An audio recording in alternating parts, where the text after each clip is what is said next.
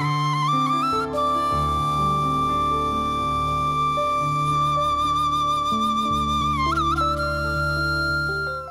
TV பார்வையாளர்கள் வாசகர்கள் எல்லோருக்கும் வணக்கம். உளவளம் உள்ள நலம் பேணவே மகிழ்வான வளமிக்க வாழ்வுக்கு எப்படி இருந்தாலும் சரி எமது இலக்கை அடைவதே முக்கியம் என்ற தலைப்பில் அது எந்த மாற்றங்கள், சுற்றுச்சூழல் மாற்றம் அல்லது பொருண்மைய மாற்றம், ஏற்றத்தாழ்வுகள் என பல எமது வாழ்வில் தாக்கம் செலுத்தும்.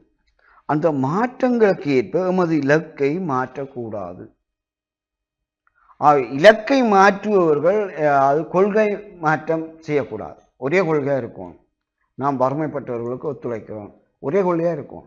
வேறு முதலாளிகள் மாதிரி காரோடி பெரிய முதலாளியாக இருக்கக்கூடாது. அந்த இலக்கு மாறக்கூடாது. நான் வறுமைக்காரரின் தோழன், தோழி, நான் வறுமையாளுக்கு ஒத்துழைப்பவர். அப்போ அந்த கொள்கை, கோட்பாடு, இலக்கு மாறக்கூடாது. நீங்கள் கஷ்டப்பட்டீரோ பெரிய ஆளாக வந்தீரோ என்னவா இருந்தாலும் அந்த இலக்கு, கொள்கையை மாற்றாமல் இருக்க வேண்டும். அதுதான் இந்த உங்களை, அதாவது கொள்கை மாறாமல் பேணுகின்ற ஒருவரை உறுதியானவர், உறுதியான நிலையை பேணுகின்ற ஒரு நம்பிக்கைக்குரியவர், ஆழ்வமிக்கவராக மதிப்பிடப்படுகிறது. சமூகம் அப்படி மதிக்குது. அன்றுலகம் இன்று வரையும் ஒரே ஏழைகளின் தோழன், பாட்டாளிகளின் பங்காளி அந்த ஒரு பேரை வச்சுக்கிறாங்க. அந்த இலக்கை மாற்றாம வாழ பழக வேண்டும். அதுக்கு தான் இயற்கை மாறலாம், நாட்டு நடப்பு மாறலாம், அரசியல் மாற்றம், குடும்ப நிலை, தொழில் வருவாய் மாற்றம் வரலாம்.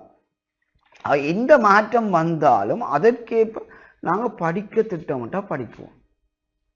எப்படி கஷ்டம், 17 உத்தியோகம் பார்த்தா ஏதோ 4 காசு உழைச்சி படித்து முடிச்சு ஒரு பட்டத்தை பெற்றுடும்.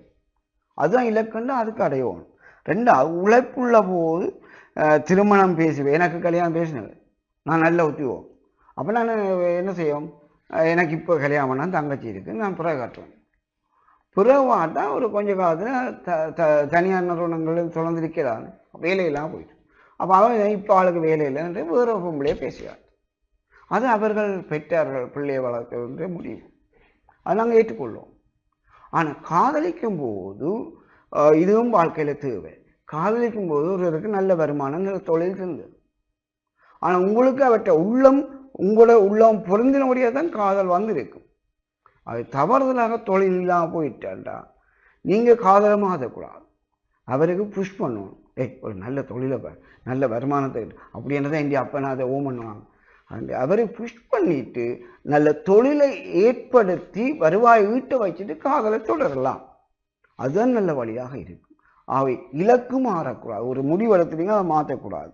அது காதலருக்கு நல்ல தொழில் கிடைக்கும் வரை காத்திருக்கலாம், அல்லது நல்ல தொழிலை நல்ல வருவாய் ஈட்டக்கூடியதாக காதலிப்பதை தூண்டலாம். அடுத்தது, பணியிடத்தில் சம்பள பிரச்சனை, பதவி உயர்வு பிரச்சனை. இதுக்காக நிறுவனம் வேலையை மாற்றக்கூடாது.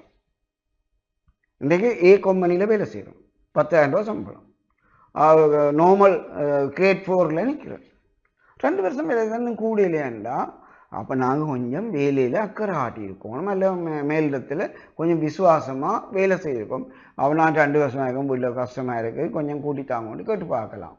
அதில் என்ன தொழில்நுட்பத்தை அதை எதிர்பார்க்கணும் அப்படின்றத தான் ப்ரொமோட் பண்ணி நாங்கள் படித்து முன்னேறிக்கிறோம். அப்படி எங்கிட்ட பதவி உயர்வையும் அல்ல சம்பள உயர்வுக்கு நாங்கள் முயன்றிருக்கலாம் ஒழிய நிறுவனத்தில் மாற்றுவது நல்ல தீர்வாக அமையாது. உங்களோட டார்கெட் என்ன, இலக்கு என்ன? நல்ல வருவாயை எட்டணும், பதவி உயரணும், நல்ல மதிப்பு உயர்த்தணும், ஸ்டேட்டஸை உயர்த்தணும். அப்போ அதுக்குத்தான் உழைக்கணும் மொழியை நிறுவனங்களை மாற்றுவதால் அது கிடைக்க வாய்ப்பு இருக்காது. ஆகவே இத்தனை மாற்றமும் நிரந்தரம் இல்லை, எந்த மாற்றம் வந்தாலும். ஆகவே மாற்றங்களுக்கு மாற்றம் வந்தாலும் கூட இலக்கு மாறக்கூடாது. உங்களோட இலக்கு என்ன வேணுமோ அந்த எந்த துறைசார் இலக்கத்தையும் மாற்றக்கூடாது. மாற்றங்களுக்கு ஏற்ப உளமன மாற்றம் தேவைதான். என்ன மாற்றது, மழையண்டா கூட பிடிக்கணும், அது மன மாற்றம், உள மாற்றம். வெயிலண்டா கொஞ்சம் ஒதுங்குவோம். அவை சுகாதார டெங்கு பிரச்சனை அல்லது வேறு ஏதாவது தொற்று பிரச்சனைனா துப்புரவாக இருக்கணும், தூரண்டு கதைக்கணும். என்ன தேவை, மாற்றங்களுக்கு ஏற்ப நாங்கள் உள்ளத்தை தான் மாற்றலாம், மன மாற்றத்தை ஏற்படுத்தலாம், உள மாற்றத்தை ஏற்படுத்தும். ஆனால் எங்கிற இலட்சியம் மாறக்கூடாது, இலக்கு மாறக்கூடாது. ஏழைகளின் தோழனா ஏழைகளின் தோழனாக தான் இருக்கும். அவை மாற்றங்களுக்கு ஏற்ப இலக்கை மாற்றாமல் இயன்றவரை இலக்கை அடைய பயணிப்பதே உறுதியான ஆளுமை மிக்கவர் என்பதை உறுதிப்படுத்த உதவும் ஒரு எடுத்துக்காட்டாகும். அவை எது நடந்தாலும் எப்படி இருந்தாலும் இலக்கை நோக்கி பயணிப்பதே நல்வழி என்று கூறிக்கொண்டு விடைபெறுகிறேன். நன்றி.